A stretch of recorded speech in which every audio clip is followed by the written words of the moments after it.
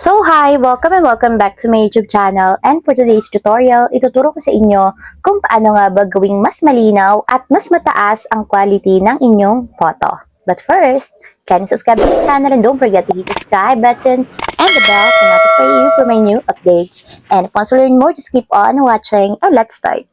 So ayan guys, for today's video, gagamit lang tayo ng Google Gemini.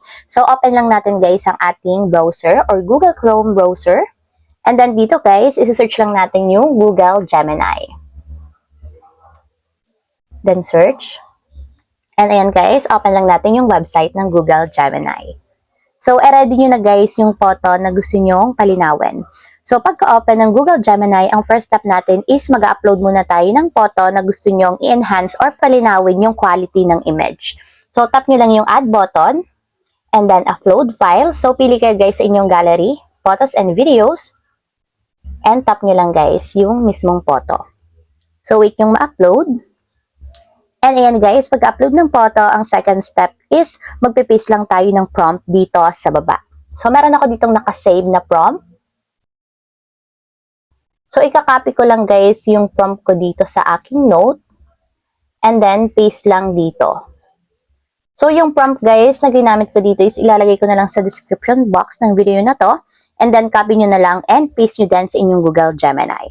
So, ayan guys, after nyo malagay yung image or ma-upload, and kapag meron na siyang prompt, tap na natin yung send button.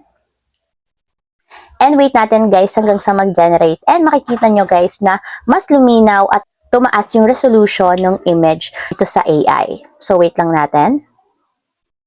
And ayan guys, scroll up na natin. And kung makikita nyo guys, mas luminaw at tumaas yung resolution ng image na to compare dito guys na medyo malabo. So ito guys is mas malinaw na siya. So para ma-download, tap natin yung image and then tap nyo guys yung save button. And automatic yan, masisave na siya sa ating mobile phone. So ayun lang guys, ganun lang kasimple kung paano nga ba gawing mas maliwanag at mataas ang quality ng ating photo. If you have a question, kindly comment down below and don't forget to click the subscribe button and the bell to notify you for my new updates. And thank you for watching!